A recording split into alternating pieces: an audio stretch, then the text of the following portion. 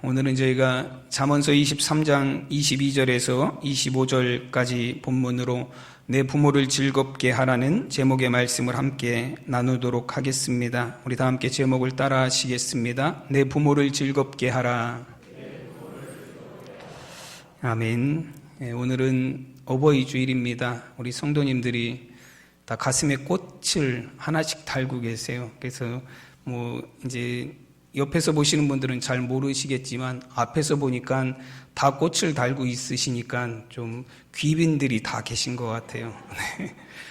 안 그래도 귀빈들이시지만 꽃을 하나 다 달고 계시니까 정말로 내빈들, 귀빈들, 정말로 소중한 분들이 다 앉아 계신 것 같아서 말씀을 전하는 제 자세도 더욱더 공고해지는 것 같습니다. 여러분들, 오늘은 특별히 어버이 주일이에요. 여러분, 하나님께서 그 백성들에게 주신 계명 중에 보면 내 부모를 공경하라는 계명을 하나님께서 주셨습니다. 그럼 1계명에서 4계명까지는 하나님에 대한 의무예요. 우리가 이제 하나님 외에 다른 신을 섬기지 않고 우상을 만들지 않고 또 안식일을 거룩하게 지키고 하나님의 이름을 망령되이 일컫지 않는 하나님에 대한 의무에 대한 계명들을 하나님 주셨습니다. 그리고 제5계명에서부터 10계명까지는 사람 사이의 의무예요. 그리고 그 사람과 사람 사이의 관계에 관한 의무에 대한 계명 중에는 그 첫 번째가 무엇이냐면 내 부모를 공경하라는 것입니다. 여러분, 우리가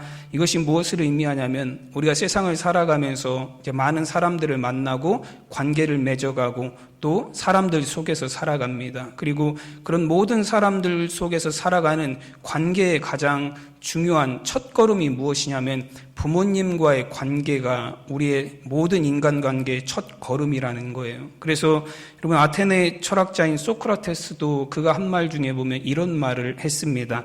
자기 부모를 섬길 줄 모르는 자를 친구로 삼지 말라. 왜냐하면 그는 인간의 첫걸음을 벗어났기 때문이다 라고 말을 했습니다. 여러분, 부모님과 자녀는 세상에서 맺어지는 처음 관계예요. 그래서 그 처음 관계를 잘 맺지 못하는 사람은 친구로 두지 말라라는 거예요. 왜냐하면 그는 인간의 첫걸음을 벗어난 사람이기 때문에 첫 단추를 잘못 맨 사람이다라는 거예요. 여러분, 이렇게 부모님과의 관계는 여러분, 우리가 정말로 세상을 살아가면서 만나는 여러 가지 관계들을 이루어가고 사람들을 만나고 그 속에서 살아가는 가장 기본적인 관계의 어떤 이론을 만들어주는 게 부모님과의 관계입니다. 그래서 하나님께서도 이제 이웃에 대한 의무에 대한 처음의 계명으로 내 부모를 공경하라, 내 부모를 사랑하라, 내 부모를 공경하고 사랑할 줄 아는 그런 마음으로 내가 사람들을 대하고 또 사람들과의 관계를 만들어가라 말씀하십니다. 여러분, 우리 교회도 성도님들의 가정마다 정말로 자녀와 부모 간에 서로 사랑하고 공경하는 그런 가정들이 될 수 있기를 간절히 축원합니다. 정말 우리의 가정이 여러분 정말 하나님이 세우신 창조의 질서 안에 여러분 부모님을 공경하고 자녀들을 사랑하는 그 창조의 질서 안에서 세워져가는 거룩한 가정들이 되시기를 간절히 축원합니다. 여러분, 이 부모님에 대한 공경, 효의 가장 기본적인 여러분 가장 처음 사항은 무엇이냐면 부모님의 말씀을 청종하고 순종하는 것입니다. 오늘 22절에는 이렇게 말씀하십니다. 너를 낳은 아비에게 청종하고 내 늙은 어미를 경히 여기지 말라 말씀합니다. 여러분, 효도의 가장 기본은 무엇이냐면 우리가 부모님을 공경하는 삶, 우리 부모님을 존경하는 삶의 첫 번째는 무엇이냐면 청종하는 거예요.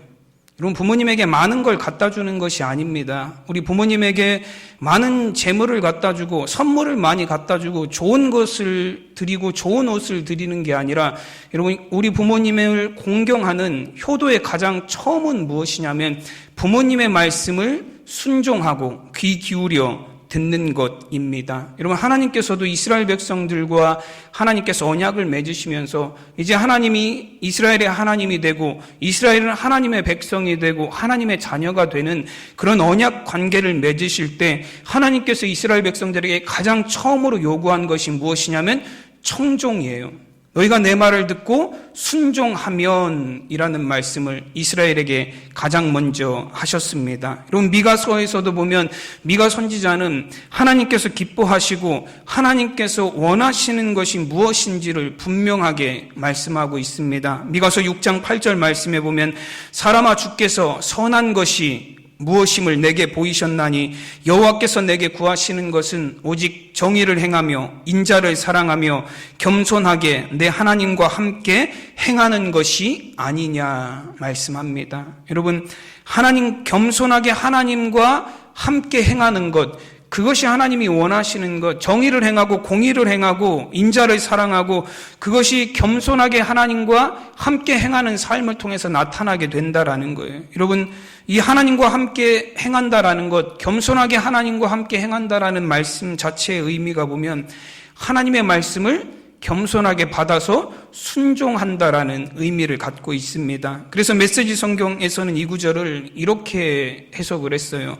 자신을 중심에 두지 말고 하나님을 중심에 모시면 된다라고 말씀하고 있습니다. 여러분, 하나님의 말씀에 순종하는 것, 그것이 하나님의 백성으로 하나님의 자녀로서 하나님을 공경하는 가장 첫 번째라는 거예요. 우리 부모님에게 우리 자녀된 도리로서 우리가 부모님에게 효를 다하고 부모님을 공경하는 것도 마찬가지입니다. 부모님의 말씀에 순종하고 청종하는 것, 부모님의 말씀을 듣는 것이 자녀된 도리, 자녀로서 효를 다하는 도리의 첫 번째입니다. 여러분, 이 부모님을 공경하다라는 단어 헬라어에 보면 어떤 의미를 갖고 있냐면 가치를 매기다라는 의미를 갖고 있어요. 여러분, 부모님이 나에게 하시는 말씀, 부모님이 나에게 주시는 말씀, 부모님이 나에게 하는 이야기들에 가치를 둔다라는 거예요. 가볍게 여기지 않는다라는 것을 의미합니다. 부모님의 말씀 하나하나 그 가르침과 교훈을 정말로 내가 무겁게 받아들이고 가치 있게 받아들여서 그 말씀에 순종하는 삶을 살아간다라는 것을 의미합니다. 너를 낳은 아비에게 청종하고라는 말씀에서 청종이라는 건 그냥 듣는 게 아니에요. 흘려듣는 그런 걸 이야기하는 것이 아닙니다. 청종이라는 말씀은 귀 기울여서 듣다라는 의미예요. 여러분, 언제 귀를 기울여 듣죠? 귀를 기울이면 더 잘 들리나요? 여러분, 잘 안 들릴 때, 다른 시끄러운 소리들 때문에 듣는 것이 방해될 때 사람들은 자연적으로 그렇게 해서 더 잘 들리는지는 모르겠지만 자연적으로 귀가 이렇게 어떻게 되죠? 돌아가요.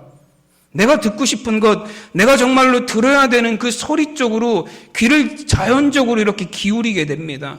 그게 잘 들리는지 안 들리는지는 모르겠어요. 근데 그것이 무엇을 의미하냐면 듣는 자세를 의미하는 거예요. 정말로 내가 들어야 될 소중한 말씀으로 내가 정말로 단 하나도 그 말씀을 놓치지 않기 위해서 귀를 기울여서 내 귀를 그쪽으로 향하여서 말씀을 듣는다라는 거예요.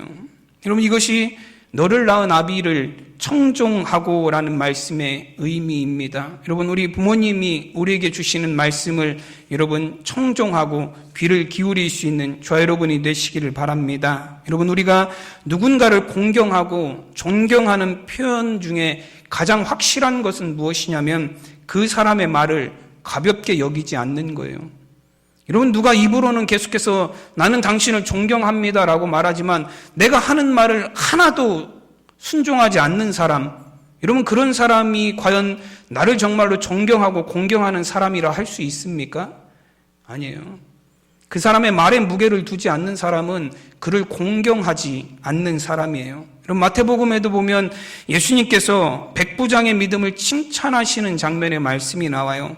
여러분, 마태복음 말씀에 보면 8장 말씀에 보면 10절에 보면 내가 진실로 너희에게 이르노니 이스라엘 중 아무에게서도 이만한 믿음을 보지 못하였노라 말씀하셨습니다. 여러분, 예수님께서 백부장의 믿음을 이스라엘의 어느 누구에게도 이만한 믿음을 보지 못하였다라고 칭찬하셨어요. 여러분, 이렇게 예수님이 백부장을 칭찬한 그 믿음, 그럼 예수님께서 백부장의 무엇을 보고 이렇게 백부장의 믿음을 칭찬하셨습니까? 백부장의 이런 고백 때문에 예수님이 백부장을 칭찬하셨어요. 마태복음 8장 8절 말씀에 보면 백부장이 대답하여 이르되 주여 내 집에 들어오심을 나는 감당하지 못하겠사오니 다만 말씀으로만 하옵소서. 그리하면 내 하인이 낫겠사옵나이다 라는 고백입니다. 여러분, 예수님의 말씀의 권위를 이 백부장이 인정했습니다. 예수님 굳이 우리 집에 오시지 않아도 예수님이 말씀만 하셔도 예수님의 말씀의 권위가 있기에 내 하인의 병이 나을 줄로 믿습니다 라는 믿음의 고백입니다.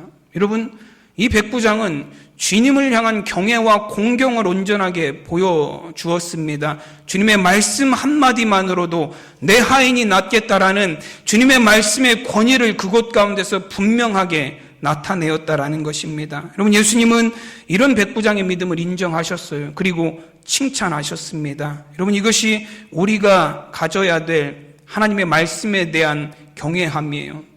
여러분, 우리가 또한 부모님을 섬기는 자녀로서 우리 부모님의 말씀에 대해서 가져야 될 우리의 마음의 자세이기도 합니다. 여러분, 우리가 부모님의 말씀에 귀를 기울이고 무게를 둔다는 것은 부모님의 권위를 존중한다라는 거예요. 여러분, 에베소서 6장 1절 말씀에서도 보시면 자녀들아 주 안에서 너희 부모에게 순종하라 이것이 옳으니라 말씀합니다. 여러분, 사도 바울은 자녀들이 부모에게 순종하는 것이 옳은 것이라고 말씀합니다. 여러분, 옳다라는 것은 정확하게 보면 어떤 의미를 갖고 있냐면 의라는 의미를 갖고 있어요. 즉, 이 부모에게 순종하는 것이 하나님이 보시기에 정말 하나님의 눈으로 보시기에 의로운 일이다라는 거예요. 여러분, 사람이 보기에만 그것이 옳은 일이 아니라 부모에게 순종하는 것이 하나님이 세우신 이 땅에 하나님의 의를 이루어 나가는 방법이다라는 거예요. 여러분, 하나님의 의가 이루어지는 세상에는 부모 공경과 부모에 대한 순종이 있습니다. 여러분, 이것은 개인이나 가정에도 마찬가지예요. 하나님의 의를 이루는 사람은 자신을 낳아주신 부모님을 공경할 줄 알고 부모님의 말씀에 순종할 줄 압니다. 여러분, 세상도 정의와 공의가 이루어지는 세상은 어떤 세상이냐면 젊은이들이 어른들을 공경할 줄 아는 세상이에요. 흰머리 앞에서 자신의 고개를 숙일 줄 아는 세상이 하나님의 정의와 공의가 이루어지는 세상이에요. 여러분, 우리가 이 세상을 많은 사람들이 말세다라고 말하는 사람들이 많이 있습니다. 여러분, 정말로 우리가 경제적으로는 많이 부해졌지만 정말로 세상이 험하다라는 말을 많이 해요. 왜 이 세상을 사람들이 죄악이 만연하고 정말로 험한 세상이라고 말하고 있습니까? 여러분, 정말로 이 어른들을 공경하고 정말로 부모님을 공경하고 윗사람들을 존중할 줄 아는 그런 공경의 마음이 사라진 시대에 우리가 살아가고 있기 때문에 그렇습니다. 디모데후서 3장에서도 말세에 나타날 징조에 대해서 이렇게 말씀해요. 여러 가지들을 이야기하지만 그중에서 말세에 나타날 한 가지 징조가 무엇이냐면 부모를 거역하는 일입니다. 너는 이것을 알라. 말세에 고통하는 때가 이르러 사람들이 자기를 사랑하며 돈을 사랑하며 자랑하며 교만하며 비방하며 부모를 거역하며 감사하지 아니하며 거룩하지 아니하며 라고 말씀합니다. 여러분, 하나님이 보실 때 정말 세상이 말세의 때가 이르러서 세상에 불의가 가득한 그때가 오는데 그때 일어날 징조 중에 하나가 무엇이냐면 자녀들이 부모의 말을 순종하지 않고 거역하게 된다라는 거예요. 여러분, 세상에 젊은 사람들이 노인들을 공경하지 않는 그런 시대가 올 것이다라는 거예요. 그 시대는 하나님의 공의와 정의가 사라진 불의가 이 세상을 지배하는 세상, 말세일 것이다라고 말씀합니다. 여러분, 하나님이 보실 때 정말로 불의한 일은 무엇이냐면 자녀들이 부모를 공경하지 않는 거예요. 여러분, 그것은 하나님이 보시기에 정말로 악한 일이에요. 여러분, 모세가 하나님께 십계명을 받을 때 두 돌판을 받았습니다. 여러분, 출애굽기에 보면 모세가 두 돌판을 받았어요. 근데 여러분, 하나님이 모세에게 주신 십계명은 10가지예요. 여러분들이 생각하시기에 두 돌판에 몇 가지씩 기록했을 것 같으세요? 돌판이 2개니까 4개, 6개. 네, 우리 권사님 4개, 6개라고 말씀하셨어요. 왜냐하면 그게 맞는 생각인 것 같아요. 4개는 하나님에 대한 의무, 그리고 6개는 사람에 대한 의무. 그래서 그렇게 나눠서 기록해 주셨을 것 같아요. 근데 우리가 생각하는 건 그렇지만 또 성경에는 그게 그렇게 나눠서 기록됐다라고는 되어 있지 않아요. 근데 유대인들은 그 십계명의 두 돌판에 어떻게 기록이 되었다라고 유대인들은 여기냐면 5개씩 기록이 되었다라고 유대인들은 그렇게 여깁니다. 1계명에서부터 5계명까지가 한 돌판에 새겨져 있고 6계명에서부터 10계명까지가 한 돌판에 새겨져 있다라고 그렇게 유대인들은 자녀들에게 가르쳐요. 그리고 내 부모를 공경하라는 계명을 유대인들은 어디에 집어넣는 거예요? 하나님을 향한 의무에 집어넣는 거예요. 그것은 마치 우리가 하나님을 공경하듯이, 우리가 하나님을 섬기듯이 우리의 부모님도 당연하게 그렇게 하나님과 같이 섬겨야 된다라는 그런 가르침을 자녀들에게 주고 있다라는 거예요. 여러분, 성경에서 유일하게 여러분 하나님 외에 경외하라는 그런 말이 붙은 건 부모님밖에 없어요. 레위기 19장 3절의 말씀에 보면 내 부모를 경외하라는 말씀이 있습니다. 그것은 무엇을 의미하냐면 세상의 다른 어떤 것들을 우리가 경외의 대상으로 삼으면 그건 하나님이 아닌 존재를 경외의 대상으로 삼으면 다 우상이에요. 그러나 내 부모만큼은 그렇지 않다라는 거예요. 여러분, 이것이 하나님께서 부모 공경에 대해서 얼마나 중요하게 생각하시는지를 보여주는 말씀이에요. 정말로 여러분, 우리가 우리의 부모를 사랑하고 섬기는 것이 단순히 내 혈육이어서만이 아니라 정말로 하나님이 주신, 여러분, 하나님을 섬기고 공경하는 것처럼 하나님을 공경하라는 하나님이 주신 명령임을 깨닫고 정말로 우리가 자녀로서 부모님을 공경할 수 있는 저와 여러분이 되시기를 간절히 축원합니다. 여러분들은 부모님의 말씀에 얼마나 무게를 두고 있고 권위를 두는 삶을 살고 계십니까? 우리 자녀들이, 저도 그렇지만 부모님들이 하시는 말씀에 대해서 공통적인 반응 중에 하나가 무엇이냐면 부모님이 하시는 얘기가 이 시대에 맞는 것 같지 않아요. 그래서 자녀들이, 이제 저희 부모님 세대들이 이렇게 교훈하고 여러 가지 훈계를 하면 자녀들이 하는 반응 중에 하나가 뭐냐면 엄마 아빠는 6.25 때 얘기를 아직도 한다고, 그런 반응들을 해요. 옛날 얘기를 왜 지금 그 고리장 얘기를 지금 끌고 와서 지금 적용하면 지금 세대에는 전혀 맞지 않는 얘기라는 거예요. 이게 우리 자녀 세대들이 갖고 있는 부모님들이 하시는 말씀에 대한 그런 공통적인 의견이에요. 그런데 오늘 22절 후반절 말씀에 보면 이렇게 말씀하십니다. 내 늙은 어미를 경히 여기지 말라.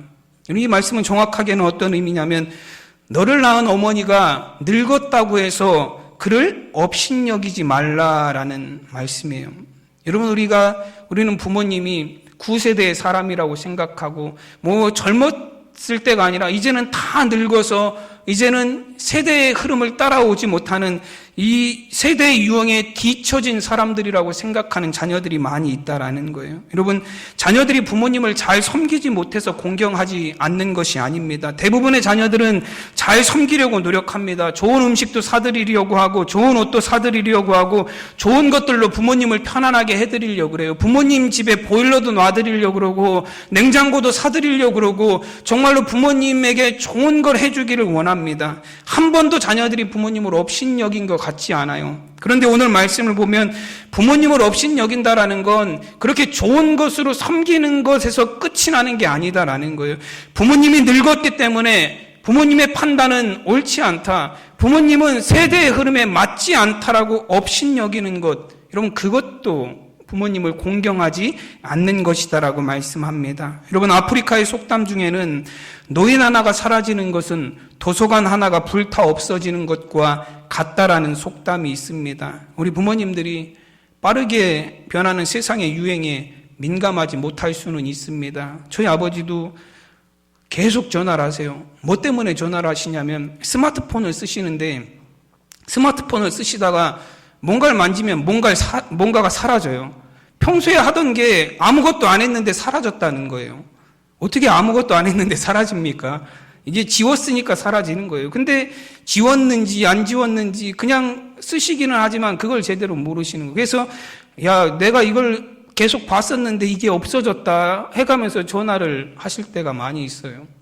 여러분, 우리 부모님 세대들이 세상 유행에 민감하지 못할 수는 있어요. 왜냐하면 여러분, 정말로 어렵게 사시는 인생을 사시다가 세상이 너무 급박하게 변해가는 이 시대에 우리 부모님들이 뒤처진 것처럼 보일 수 있다라는 것입니다. 그러나 인생의 노년에 이르기까지 수많은 삶의 경험들은 젊은 세대들이 겪어보지 못한 참 교훈이 될 수 있습니다. 제가 예전에도 여러분들에게 한번 말씀드린 책이 있어요. 일본인 작가가 쓴 책인데요. 책 내용은 저희가 몰라도 돼요. 책 제목만 봐도 이 책은 그 안에 뭐가 담겨져 있는지 알 수 있는 책이에요. 그 책의 제목이 뭐냐면 이래요. 자네 늙어봤나 나는 젊어봤네 라는 제목이에요. 이런 젊은이들이 우리 아버지 세대들이 늙었다고 세대에 뒤처졌다라고 무시하고 업신여기지만 우리 부모님들은 우리의 젊은 세대를 다 겪어보신 분들이에요. 이 젊은 사람들은 노인의 시대를 겪어보지 못했지만 우리 어머님 아버님들은 젊은 시대를 비롯해서 노인의 시대까지 다 겪어본 사람들이라는 거예요. 여러분, 그래서 정말로 참지혜는 아직 겪어보지 못한 젊은 세대를 통해서 나오는 것이 아니라 정말로 세상의 참된 지혜와 경험은 세상의 모든 것을 겪고 경험해본 부모님 세대들을 통해서 보여질 수 있다라는 거예요.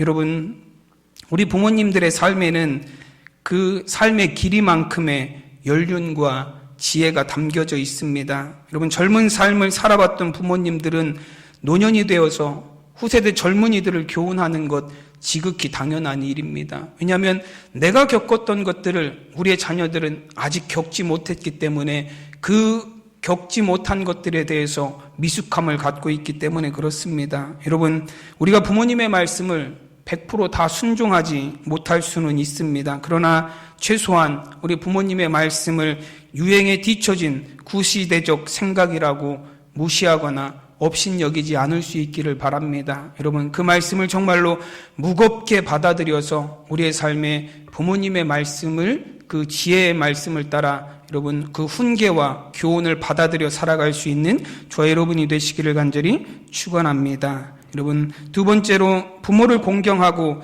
효를 다하는 것이란 우리 부모님을 즐겁게 해드리는 것이라 말씀합니다. 오늘 25절 말씀에 보면 내 부모를 즐겁게 하며 너를 낳은 어미를 기쁘게 하라 말씀합니다. 여러분, 부모님을 즐겁게 하고 기쁘게 해드리는 것이 공경이고 효도라고 말씀합니다. 여러분, 그러면 도대체 우리가 어떻게 해야 부모님을 즐겁게 해드리고 기쁘게 해드릴 수 있겠습니까? 오늘 24절에서는 이어서 이렇게 말씀합니다. 의인의 아비는 크게 즐거울 것이요 지혜로운 자식을 낳은 자는 그로 말미암아 즐거울 것이니라 말씀합니다. 여러분, 부모님들에게는 자녀가 어떻게 자라는 것이 기쁨이고 즐거움입니까? 자녀들이 의롭게 살고 지혜롭게 사는 것을 바라보는 것이 부모의 즐거움이고 기쁨이라고 말씀합니다. 그렇다면 우리가 의롭게 사는 것, 우리가 의인이 되어서 세상을 살아가는 것이 어떤 의미가 있는지 우리가 말씀을 통해서 보면 빌립보서 3장 9절에서 사도 바울은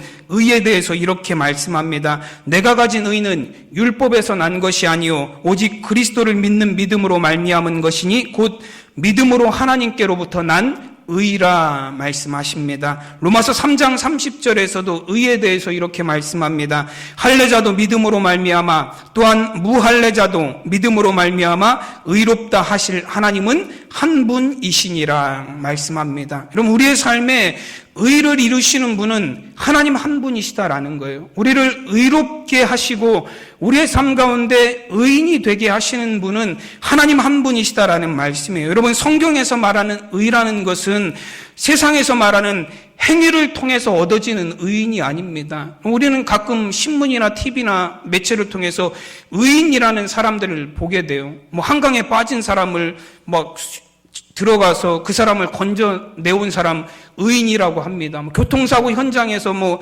사람들을 구해낸 사람들 우리는 의인이라고 말해요. 여러분, 그러나 성경에서 말하는 그 의인이라는 기준은 세상이 말하는 행위를 통한 의를 말하지 않아요. 여러분, 성경이 말하는 의는 무엇이냐면 오직 믿음으로 말미암아 우리에게 주시는 하나님의 의를 말씀합니다. 그래서 성경적으로 어떤 사람이 의인인지를 말하라면 이렇게 정의할 수 있습니다. 예수 그리스도를 믿는 믿음을 따라 하나님의 선하시고 기뻐하시는 뜻을 이루기 위해서 그 삶의 모든 것을 집중하는 사람입니다. 그러면 그런 사람이 의인이에요.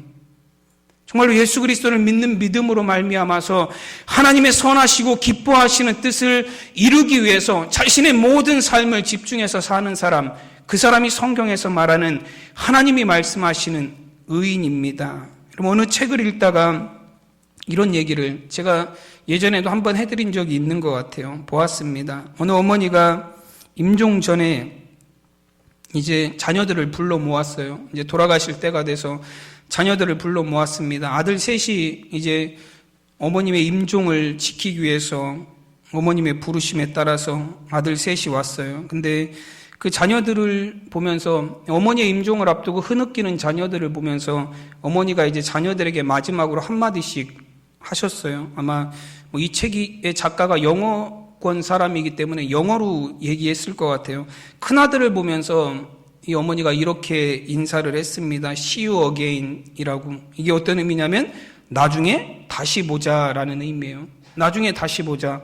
작은 아들을 향해서도 또 어떻게 인사를 했냐면 See you again 이라고 인사를 했어요. 나중에 다시 보자라는 인사예요. 근데 막내 아들, 셋째 아들을 향해서는 어머니가 뭐라고 인사를 했냐면 굿바이라고 인사를 했어요. 굿바이는 작별 인사예요. 오늘이 마지막이니 잘 살아라. 뭐 그런 의미를 가진 인사입니다. 그 막내 아들이 왜 형들은 다시 보자라고 인사하면서 나한테는 작별을 얘기하는 굿바이라고 인사를 합니까 어머니라고 물었더니 어머니가 그 막내 아들을 향해서 이렇게 얘기했어요. 너희 형들은 예수님을 믿으니 내가 천국에서 다시 만날 거지만 너는 예수님을 믿지 않으니 여기서 마지막이지 않느냐. 그래서 너에게는 마지막 인사를 남긴 것 아니냐. 그랬더니 막내 아들이 울면서 어머니에게 그렇게 얘기했다는 거예요. 저도 이제부터 예수님 믿고 교회 나갈 테니까 어머니 저한테도 다시 인사를 해주세요. See you again이라고, 다시 만나자라고 그렇게 인사를 해주세요.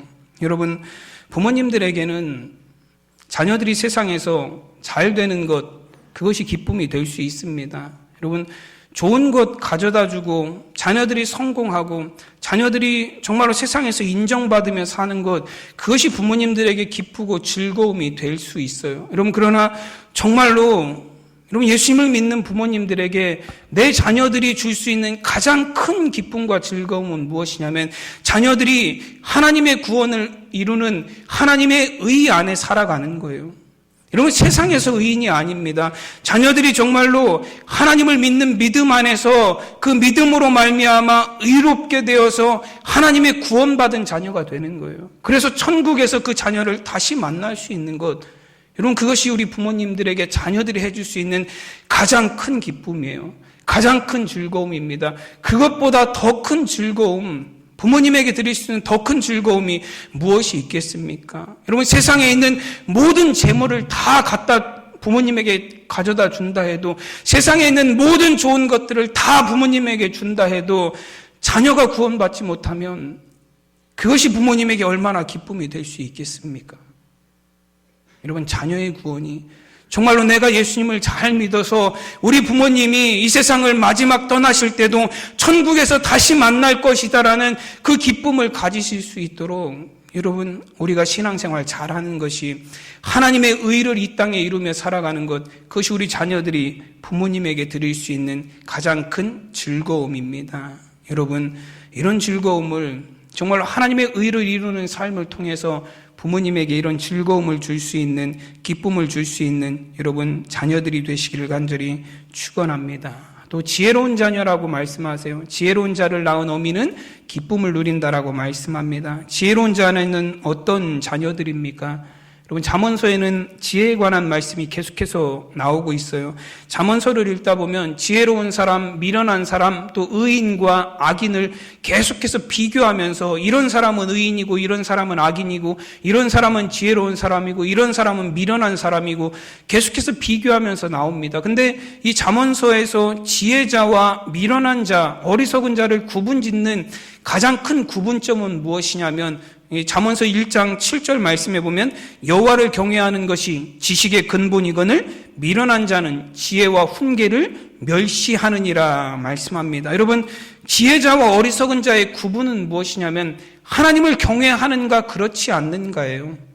정말 지혜로운 하나님의 자녀들은 하나님을 경외하는 삶을 살아갑니다. 하나님의 말씀에 순종하면서 살아가요. 그러나 정말로 어리석은 사람들은 세상에서는 스스로 지혜 있다라고 여길지 모르고 세상에서는 자기가 똑똑하다라고 여길지 모르지만 하나님을 경외하지 않는 삶, 하나님의 말씀을 전혀 무시하는 삶을 살아가는 사람들이라는 거예요. 여러분, 세상에서 지혜롭다라고 생각하는 사람일수록 하나님의 말씀을 멀리하는 사람들이 굉장히 많이 있어요. 여러분, 세상에서 정말로 지식인이라고 하는 사람들 중에 무신론자들, 불가지론자들이 얼마나 많은지 모릅니다. 여러분, 그들은 자신들의 지식으로 하나님이 없다라는 걸 증명하기 위해서 평생을 살아가는 사람들도 있어요. 여러분, 정말로 얼마나 똑똑하다라고 생각하지만 정말로 미련한 삶을 살고 있는 사람들이에요. 여호와를 경외하지 않는 자는 아무리 세상에 수많은 지식을 갖고 있어도 미련한 삶을 살아갈 수밖에 없습니다. 왜냐하면 그들의 삶은 하나님의 나라가 아니라 여러분 지옥이 세상의 끝이기 때문에 그렇습니다. 여러분, 하나님을 경외하는 것이 지혜의 근본입니다. 여러분, 세상에 불의한 일들이 많고 지혜롭지 못한 일들이 많이 일어납니다. 왜 사람들이 불의한 일을 행하면서 살아갑니까? 하나님을 경외함이 없기 때문에 그래요. 로마서 1장 21절에서 23절 말씀에 보면 하나님을 알되 하나님을 영화롭게도 아니하며 감사하지도 아니하고 오히려 그 생각이 허망하여지며 미련한 마음이 어두워졌나니 스스로 지혜 있다 하나 어리석게 되어 썩어지지 아니하는 하나님의 영광을 썩어질 새와 사람과 짐승과 기어다니는 동물 모양의 우상으로 바꾸었느니라 말씀합니다. 하나님을 알지만 하나님을 영화롭게 하지 아니하고 하나님을 경외하지 않는다라고 말씀하세요. 그래서 하나님의 영광을 구하는 삶이 아니라 세상의 영광을 구하는 삶을 살아갑니다. 그들의 삶의 결과는 불의라는 열매를 맺게 된다라는 거예요. 그래서 로마서 1장 28절에서 30절 말씀에서는 하나님을 경외하지 않는 사람들이 맺는 그 일의 결과에 대해서 이렇게 말씀합니다. 또한 그들이 마음에 하나님 두기를 싫어하며 하나님께서 그들을 상실한 마음에 내버려 두사 합당하지 못한 일을 하게 하셨으니 곧 모든 불의, 추악, 탐욕, 악의가 가득한 자요, 시기, 살인, 분쟁, 사기, 악독이 가득한 자요, 수근수근하는 자요, 비방하는 자요, 하나님께서 미워하시는 자요, 능욕하는 자요, 교만한 자요, 자랑하는 자요, 악을 도모하는 자요, 부모를 거역하는 자요라고 말씀합니다. 여러분, 지혜로운 사람들 또한 하나님의 의로 살아가는 사람들은 항상 하나님을 경외하는 삶을 살아갑니다. 그러므로 사람들이 보든지 보지 않든지 혹은 인정해 주든지 인정해 주지 않든지 크게 다르지 않습니다. 왜냐하면 하나님을 경외하기 때문에 그렇습니다. 우리가 사람을 의식하면서 살아가면 사람이 볼 때는 우리가 의로운 척 할 수 있어요. 여러분, 사람들이 인정해 줄 때는 열심히 하는 척 할 수 있습니다. 그러나 그렇지 않은 경우에는 여러분, 내가 열심히 했던 그 노력들이 다 사라지고 그렇지 않은 경우에는 내가 의로운 척 할 필요가 없을 때는 어두운 곳에서는 보지 않을 때는 불의한 일들을 행하는 그런 모습이 나타나게 되는 거예요. 여러분, 세상의 어두운 곳에서 얼마나 많은 불의한 일들과 죄악들이 일어나고 있습니까? 그러나 하나님을 경외하고 하나님을 의식하는 사람들은 어둠 속에서도 그 빛을 잃지 않습니다. 여러분, 하나님을 경외하는 사람들은 정말로 보지 않는 곳에서도 여러분 그 거룩함을 잃어버리지 않습니다. 왜냐하면 하나님을 경외하는 자들에게는 하나님은 어디에나 계신 분이시고 우리의 마음에 숨긴 것까지도 다 보시는 분이시기 때문에 그렇습니다. 로마서 1장 28절 말씀처럼 하나님을 그 마음에 두기 싫어하는 사람들은 그 상실한 마음대로 불의한 일을 하게 됩니다. 지혜롭지 못한 일을 하게 되는 거예요. 세상의 의와 불의를 구분할 수 있는 지혜가 그들에게 사라지는 거예요. 그래서 그들은 불의를 선택해요. 자신의 이익을 위해서. 여러분, 그들은 세상에서 잘 되는 것을 위해서 의롭지 못한 일들을 선택합니다. 그것을 구분할 수 있는 참 지혜가 그들에게는 없기 때문에 그래요. 여러분, 그러나 하나님을 경외하는 사람들은 정말로 참 지혜를 구분할 줄 압니다. 그것이 불의한 일이라면 택하지 않아요. 왜냐하면 하나님을 경외하기 때문에 그래요. 여러분, 하나님을 경외하는 사람들이 이 세상을 지혜롭게 또 의롭게 살아가는 사람들입니다. 그리고 그런 자녀들을 둔 부모님들은 정말로 큰 즐거움과 기쁨을 누리게 될 것입니다. 여러분, 하나님을 경외하는 자녀를 둔 것보다 더 큰 기쁨이 어디 있겠습니까? 여러분, 우리 자녀들이 부모님께 순종하고 하나님을 경외할 줄 아는 의와 지혜의 삶을 살아가는 자녀들이 될 수 있도록 기도하시기 바랍니다. 또한 우리 부모님에게, 우리 자녀들도 또한 우리 부모님에게 여러분 그런 귀한 은혜의 선물들을, 또 큰 기쁨들을 드릴 수 있는 거룩한 자녀들이 되시기를 간절히 축원합니다. 기도하겠습니다. 하나님의 은혜와 사랑을 감사드립니다. 오늘 어버이 주일을 맞이하여서 하나님, 우리가 하나님 앞에 예배하게 하시니 감사드립니다. 정말 우리 응봉교회, 우리 모든 자녀들이 정말 하나님이 우리에게 주신 계명처럼 우리의 부모님들을 공경하는 삶을 살게 하여 주시옵소서. 정말로 우리 부모님들의 말을 무겁게 여기며 하나님 그 말씀을 우리의 삶의 교훈으로 삼아서 정말로 우리가 세상을 지혜롭고 의롭게 살아가는 하나님의 거룩한 자녀들이 될 수 있게 하여 주시옵소서. 정말로 부모님에게 큰 기쁨을 드리고 큰 즐거움을 드리며 정말로 우리가 함께 하나님의 나라에서 만날 소망으로 하나님, 우리 부모님과 자녀들이 또 우리 가정이 천국의 소망으로 바로 세워져 나가는 거룩한 가정이 될 수 있도록 주님께서 인도하여 주시옵소서. 정말 이 땅의 모든 부모님들, 이 땅의 모든 자녀들에게 하나님의 은혜를 더하여 주시옵소서. 감사하며 우리 주 예수 그리스도의 이름으로 기도드리옵나이다. 아멘.